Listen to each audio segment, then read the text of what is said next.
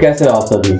और काफ़ी समय के बाद मैं एक लॉन्ग वीडियो बना रहा हूँ और जैसे कि तुमने टाइटल पढ़ लिया होगा, आज हम सीखने वाले हैं हैंडस्टैंड पुशअप्स। तो अभी कुछ महीने में यूट्यूब से ब्रेक लिया था और फिर ग्राउंड में जाकर प्रैक्टिस करता था अपने स्किल को लेकर। तो बहुत लोग मुझसे इंस्पायर हुए और मुझसे पूछे कि आप ये हैंडस्टैंड या फिर हैंडस्टैंड पुशअप्स कैसे करते हो। तो मैंने उन्हें ट्रेन करने लगा। इससे क्या हुआ कि मुझे पता चला कि एज अ बिगिनर तुम क्या गलती करते हो और इसे कैसे सुधारें। तो इसमें मुझे बहुत ज़्यादा मदद मिली एज अ न्यू बिगिनर को समझने के लिए कि तुम क्या गलती कर रहे हो जिसमें तुम हैंडस्टैंड स्किल को बहुत लेट सीख रहे हो, या फिर ऐसे क्या प्रॉब्लम तुम फेस कर रहे हो।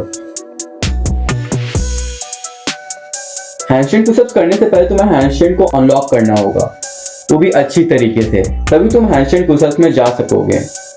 तो मैं बस तुम्हारा छोटा सा समय लूंगा क्योंकि तुम्हें हैंडस्टैंड पुशअप्स सीखने से पहले हैंडस्टैंड अच्छे से आना चाहिए।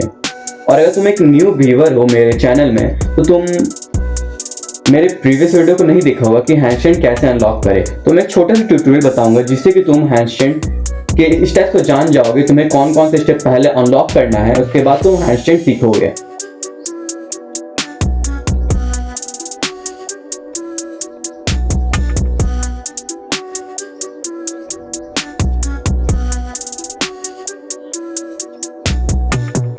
और अगर तुम्हें ज़्यादा प्रॉब्लम है या फिर कोई भी डिफिकल्टी आ रही है तो मेरे चैनल में एक प्लेलिस्ट बना हुआ है हैंडस्टैंड को लेकर के, जिसमें तुम जा करके देख सकते हो मेरे पूरे अभी तक की जर्नी को कि मैंने हैंडस्टैंड कैसे अनलॉक किया।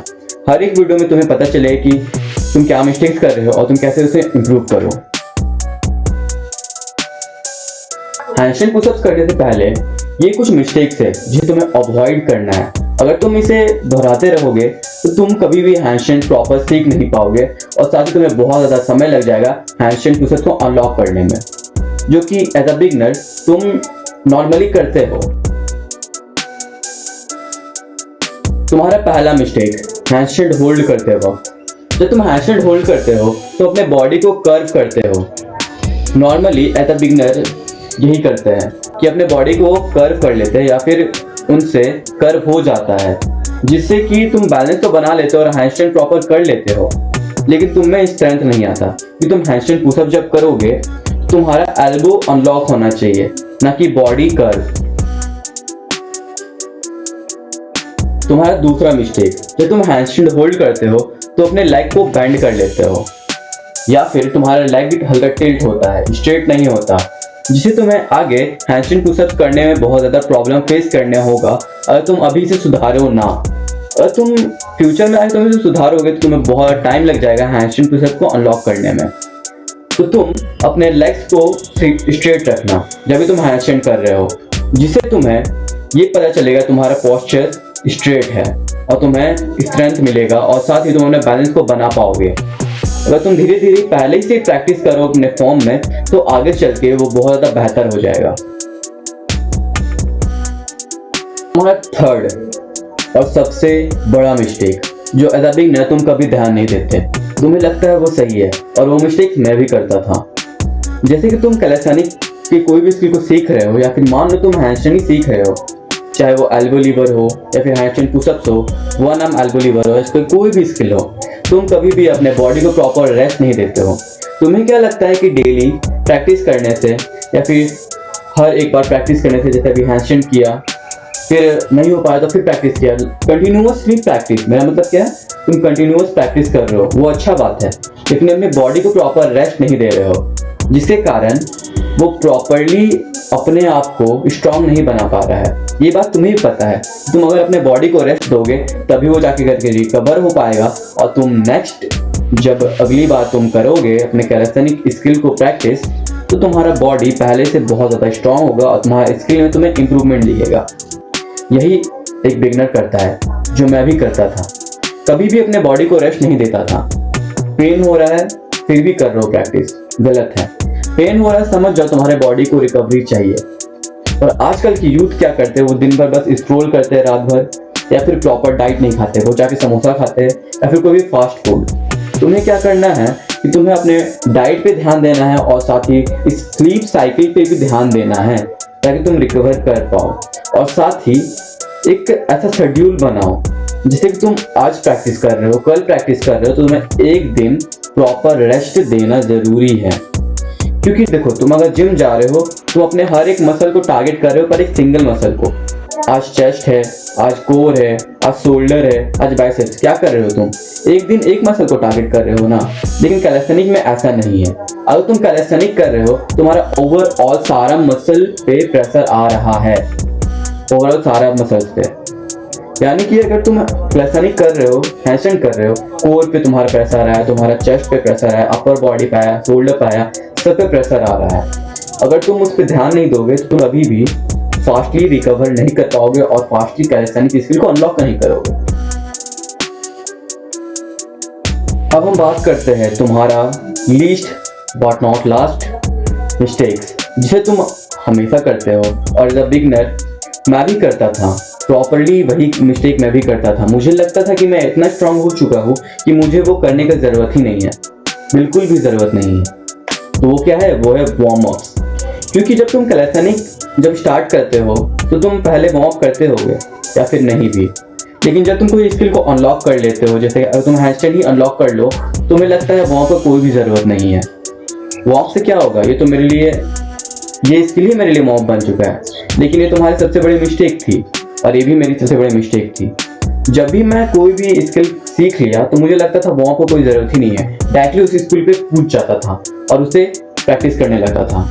जिससे क्या हुआ कि मुझे बहुत ज़्यादा पेन हुआ, मेरे मसल्स में सोरनेस आया, और उसके बाद मेरे लैक्टिक एसिड जो था वो प्रेजेंस होने लगा मेरे बॉडी में। तो आप समझ चुके होंगे कि वार्म अप तुम्हारे शेड्यूल के लिए, तुम्हारे स्किल सीखने के लिए, या फिर ओवरऑल कोई भी एक्सरसाइज करने के लिए कितना ज़्यादा ज़रूरी होता है। तो अगली बार ये मिस्टेक मत करना। तो अब हम बात करने वाले हैं स्ट्रेंथ के बारे में और साथ ही बैलेंस के बारे में। तो इस टॉपिक में हम आज बात करने वाले हैं कि हैंडस्टैंड पुशअप्स में स्ट्रेंथ का क्या महत्व होता है और साथ ही बैलेंस कैसे बनाएं। क्योंकि अगर तुम्हारे बॉडी में स्ट्रेंथ ही नहीं है तो तुम अपने आप को पुश नहीं कर पाओगे ऊपर, अपने एल्बो को अनलॉक नहीं कर पाओगे हैंडस्टैंड पुशअप करते वक्त। और अगर बैलेंस नहीं होगा तो तुम डाउन नहीं जा पाओगे, ठीक है। और ऊपर तो उठा लिया लेकिन एल्बो को बेंड नहीं कर पाओगे और ना वापस ऊपर आ पाओगे हैंडस्टैंड पुशअप्स में। तो अब हम ऐसा एक्सरसाइज को करेंगे नॉर्मली, जिससे तुम अपने स्ट्रेंथ और साथ ही बैलेंस को प्रॉपरली अपने बॉडी में बिल्ड कर सको और हैंडस्टैंड पुशअप तुम्हारे लिए एक इजी बन जाए, ताकि जब तुम हैंडस्टैंड के लिए परफॉर्म करने जाओ तो तुम्हारे बॉडी में ज़्यादा पेन ना हो और साथ ही स्ट्रेंथ और बैलेंस बना रहे।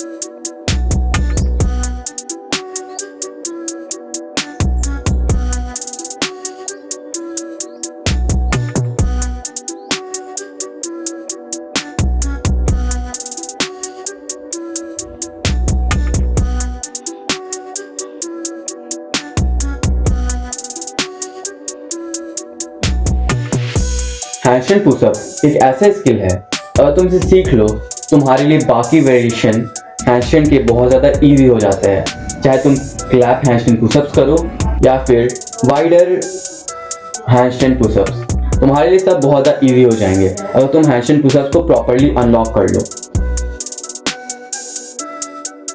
हैंडस्टैंड पुशअप्स और हैंडस्टैंड होल्ड दोनों बहुत ज़्यादा डिफरेंट एक्सरसाइजेज हैं। अगर तुम्हें हैंडस्टैंड पुशअप्स करना है तो तुम्हें सबसे पहले जब तुम हैंडस्टैंड करते हो तो अपने बॉडी को स्टेबल रखना बहुत ज़रूरी है। तुम जब 2-3 सेकेंड अपने बॉडी को स्टेबल रखो, फिर तुम्हारा स्टेप ये आता है कि तुम अपने एल्बो को बेंड करो। यानी कि जब तुम हैंडस्टैंड कर रहे हो तो डाउन जाओ। तुम डाउन जाओगे तो कुछ देर होल्ड करना है। जब तुम डाउन होल्ड को कुछ पीक तक प्रैक्टिस करोगे तुम्हें बहुत ज़्यादा डिफरेंट देखने को मिलेगा और साथ ही तुम्हारा स्ट्रेंथ बहुत ज़्यादा इंक्रीज हो जाएगा। उसके बाद तुम्हारा नेक्स्ट स्टेप आता है कि तुम अपने एल्बो को प्रॉपरली खोलो और प्रैक्टिस करो। जैसे तुम हैंडस्टैंड कर रहे हो तुम्हें नेगेटिव हैंडस्टैंड करना है और अपने एल्बो को पूरा खोलना है और फिर तुम्हें होल्ड करना है। इससे क्या होगा कि तुम जब हैंडस्टैंड पुशअप करोगे तो तुम डाउन जा पाओगे और अपने एल्बो की मदद से अप आ पाओगे। और इसी से तुम्हारा पहला हैंडस्टैंड पुशअप्स अनलॉक होगा। सबसे बड़ा दिक्कत ये आता है जब एक बिगनर हैंडस्टैंड पुशअप्स को ट्राई करता है। मेरे एक्सपीरियंस से, जैसे कि मैंने जब हैंडस्टैंड पुशअप्स स्टार्ट किया था तो बहुत ज़्यादा बॉडी में फोर्स लग रहा था क्योंकि मैं पूरा बॉडी को स्ट्रेट रखा था। और अगर तुम्हें भी दिक्कत आ रही है तो तुम्हें स्टैडल हैंडस्टैंड पुशअप्स ट्राई करना चाहिए, यानी दोनों पैर को फैला लेना है ताकि तुम्हारा जो फोर्स होगा वो इक्वली डिवाइड हो जाए और तुम्हारे स्पाइन में ज़्यादा फोर्स ना आए और तुम्हें इजी लग जाए। एक बार तुमसे ट्राई करना, अगर तुम स्टैडल हैंडस्टैंड पुशअप्स करोगे तुम्हें बहुत ज़्यादा डिफरेंस देखने को मिलेगा। अगर तुम्हें ज़्यादा फोर्स लग रहा है और तुम स्टेबल नहीं रह पा रहे हो तो स्टैडल हैंडस्टैंड पुशअप्स का ये फ़ायदा है कि तुम्हें बहुत ज़्यादा फोर्स को झेलना नहीं पड़ेगा, वो इवनली डिवाइड हो जाता है जिसके कारण तुम हैंडस्टैंड डाउन कर सकते हो और अपने एल्बो को खोल सकते हो। वीडियो पसंद आई होगी तो सब्सक्राइब कर देना और लाइक कर देना। और नेक्स्ट वीडियो में हम अनलॉक करने वाले हैं वन आर्म एल्बो लीवर। अगर तुम्हें वन आर्म एल्बो लीवर सीखना है तो अभी मुझे सब्सक्राइब कर लो ताकि तुम नेक्स्ट वीडियो में अपने एक नए स्किल को फिर से अनलॉक करो।